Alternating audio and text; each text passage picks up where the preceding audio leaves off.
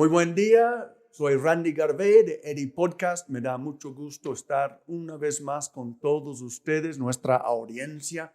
Que Dios los bendiga. Pues la semana pasada el tiempo me agarró en curva.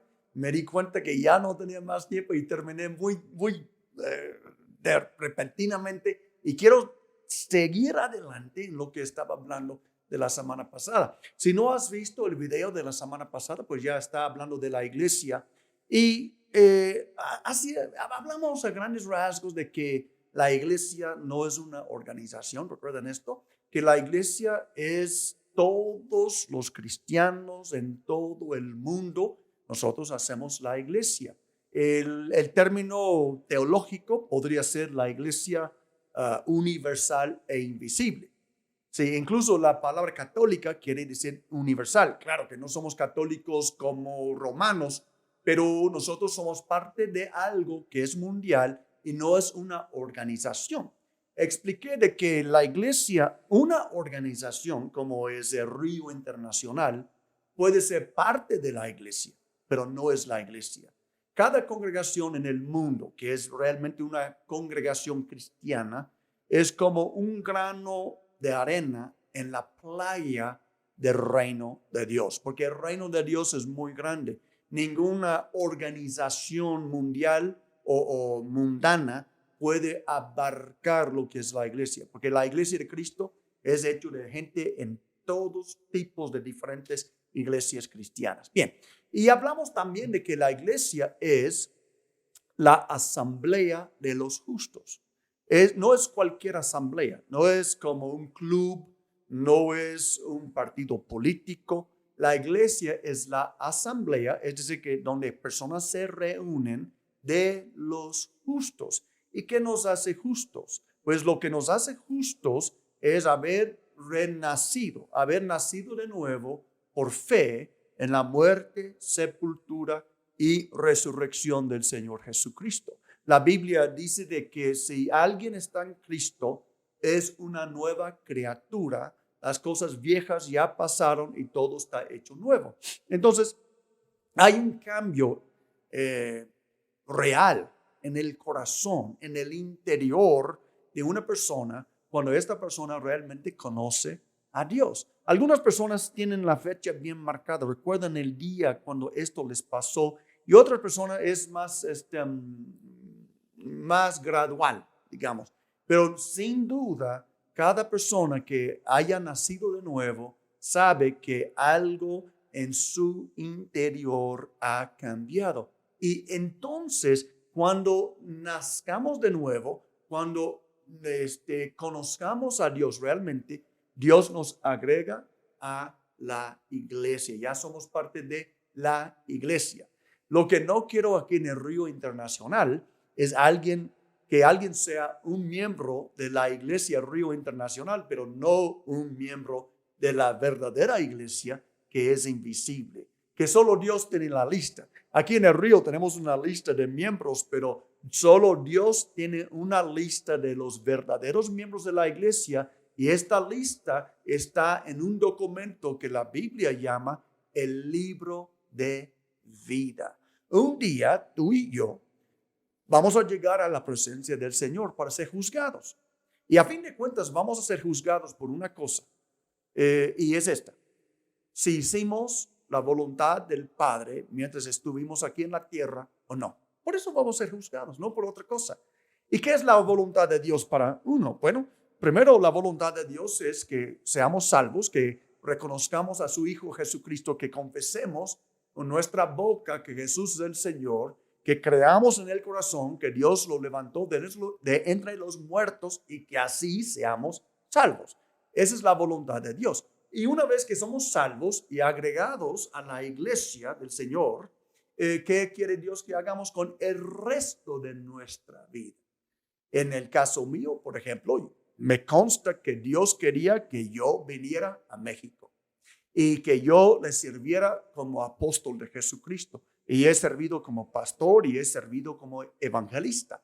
Cada etapa Dios me guiaba en cómo Él quería que yo le sirviera. Entonces no tengo ningún miedo de comparecerme delante de Él porque estoy seguro que he hecho su voluntad. Y eso es lo que tú, amigo, necesitas estar seguro. Si estás haciendo la voluntad de Dios. Y la voluntad de Dios, primero, es que seamos salvos por medio de Jesús. Y después, que vivamos una vida de obediencia a todo lo que Dios nos diga. Amén.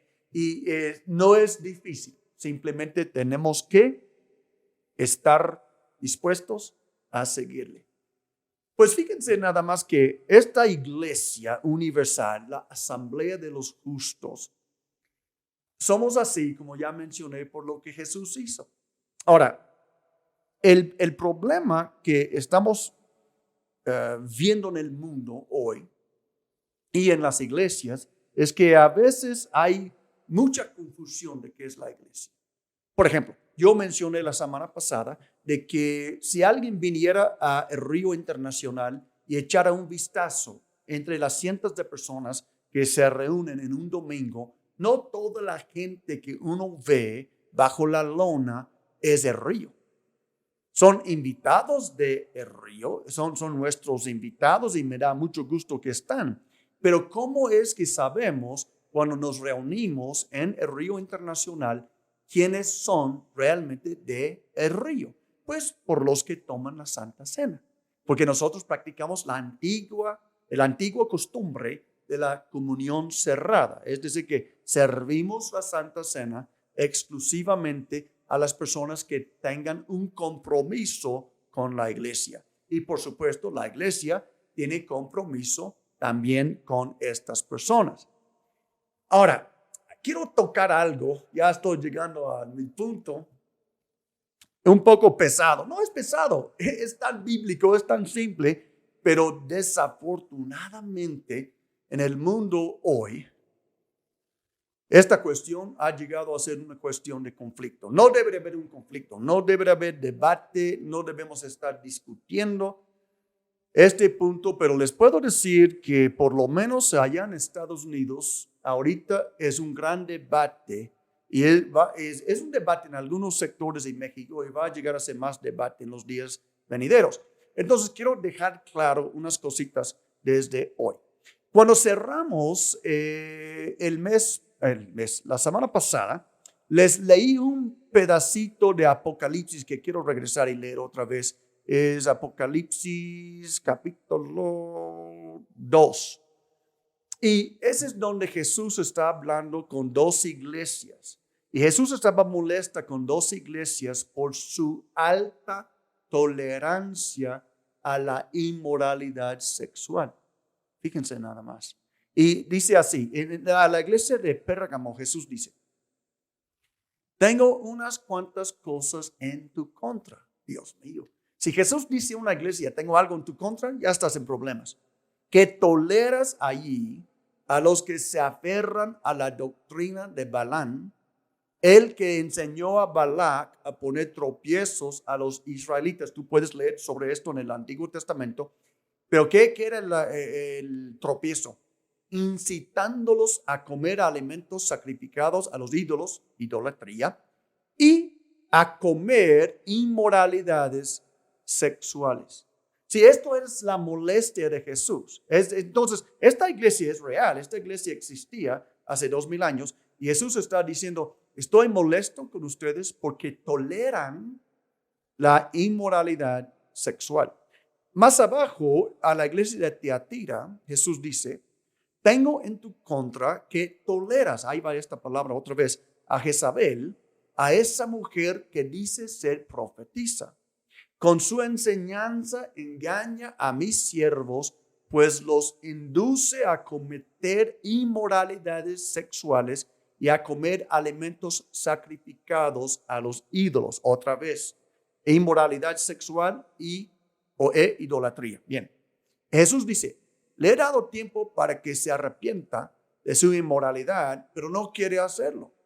Por eso la voy a postrar en un lecho de dolor, y a los que cometen adulterio con ella, los haré sufrir terriblemente, a menos que se arrepientan de lo que aprendieron de ella.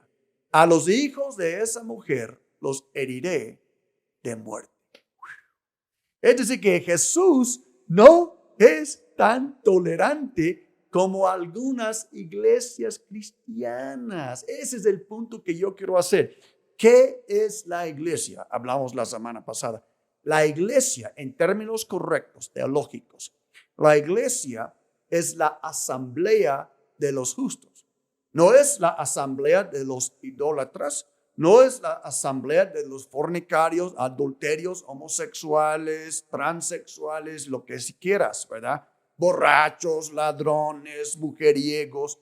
La iglesia es la asamblea de los justos. Es lo que nos identifica, ¿sí? Y a veces, como pasó hace 2000 años, la tolerancia no es nada nuevo. Algunos me van a malentender, yo sé, pero mira, hay un lugar para tolerancia y hay un lugar para no ejercer tolerancia. La tolerancia que la iglesia ejerce es lo siguiente. Nosotros en la iglesia no tratamos de controlar al mundo. No estamos en la calle gritando que hagan la inmoralidad sexual un delito, que sea ilegal, que manden los pervertidos a la cárcel. No. La iglesia no estamos haciendo eso. Pero entonces nuestra tolerancia es que, mira, tú puedes vivir como tú quieres vivir. Vas a dar cuentas a Dios como yo. Pero en la iglesia, si tú quieres ser reconocido como parte de la iglesia, hay ciertas cosas que en la iglesia no toleramos. No toleramos la inmoralidad sexual. No toleramos la idolatría. Porque si nosotros toleramos lo que Jesús no tolera, ¿qué tipo de iglesia somos? Jesús es el constructor de la iglesia. Él dijo, edificaré mi iglesia. Jesús es el jefe de la iglesia. Él es el apóstol, el profeta, el evangelista, el pastor, el maestro de la iglesia. Y si Jesús no tolera algo, nosotros en la iglesia tampoco debemos de tolerarlo. Ahora déjenme decirles algo. ¿Saben que Jesús nunca se dirigió a los no religiosos? Ahora, no habían cristianos en aquel entonces porque Jesús era judío y después de la resurrección de Jesús comenzó lo que hoy se llama el cristianismo. Sí, pero Jesús dijo claramente que el Padre le envió a predicar a los judíos. Entonces el cristianismo salió del judaísmo. Y Jesús nunca predicó a los romanos que ocupaban su país. Jesús no predicaba a los griegos. ¿Sí? Es decir, que Jesús no se dirigía al mundo para corregir sus errores. Jesús se dirigía al pueblo de Dios para corregir sus errores en la casa de Dios. Y yo creo que esa es la misma postura que nosotros tenemos que tener. Yo como apóstol, como pastor, yo no estoy en la calle diciendo a no cristianos cómo deben de vivir. Yo no estoy en la calle reprendiendo y corrigiendo gente que ni siquiera confiesa la fe que nosotros confesamos. Pero en la iglesia, ese es otro asunto.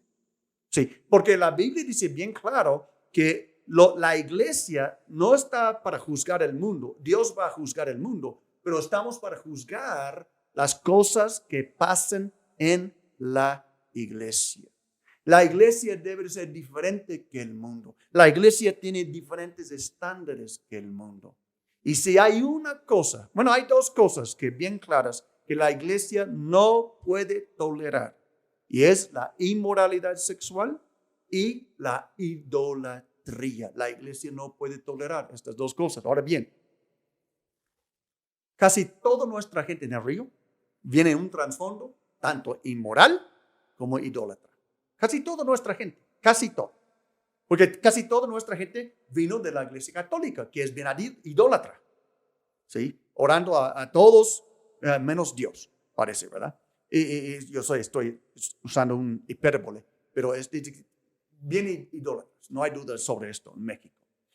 Y además, pues muchos vienen de un estilo de vida de inmoralidad sexual. Ok, bien. Cuando conocen a Cristo, Dios les da el poder de dejar estos hábitos. Y si siguen en estos hábitos, ya es una vergüenza a la obra que Jesús hizo. Porque ¿de qué estamos celebrando cuando nos reunimos como iglesia? ¿Qué estamos celebrando cada vez que tomamos la Santa Cena? Estamos celebrando y recordando que Jesucristo, el unigénito Hijo de Dios, se hizo hombre, vivió una vida sin pecado, murió por nuestros pecados, resucitó de los muertos, ascendió al cielo, y todo esto para que nosotros tengamos el poder de la resurrección de Jesucristo en nosotros, aquí en la tierra, para vencer toda tentación, para vencer todo pecado, para vivir un estilo de vida diferente que jamás pudiéramos haber vivido antes. Les quiero leer un texto que Pablo escribió en 1 Corintios 6. Dice así, está hablando con cristianos y él dice, ¿no saben que los malvados no heredarán el reino de Dios? Eso fue escrito hace 2000 años, pero vamos a entender eso. No se dejen engañar. Ahora, ¿qué considera él malvados? Ahí comienza a listar ciertas categorías de pecado. Él dice, ni los fornicarios, ni los idólatras, ni los adúlteros, ni los sodomitas, ni los pervertidos sexuales, ni los ladrones, ni los avaros, ni los borrachos, ni los calumniadores, ni los estafadores heredarán el reino de Dios.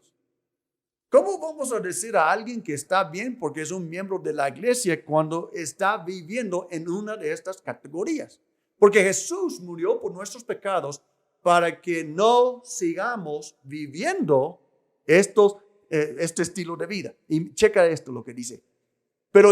Y él dice, y eso eran algunos de ustedes. Claro, yo estaba en esta lista. Esto eran algunos de ustedes, pero ya han sido lavados, ya han sido santificados, ya han sido justificados en el nombre del Señor Jesucristo y por el Espíritu de nuestro Dios. Es decir, que yo era alguno de estas cosas, pero ya no soy, porque he creído en el Cristo resucitado que murió por mis pecados. He recibido el poder de su resurrección en mí cuando nací de nuevo. Yo no soy un animal que dice, no, pues yo no puedo controlarme, es mi naturaleza. No, yo tengo una nueva naturaleza. Tú, si has conocido a Jesús, tienes una nueva naturaleza. No tienes que hacer nada que el diablo te tienta a hacer, porque ya tienes Cristo en ti, la esperanza de gloria.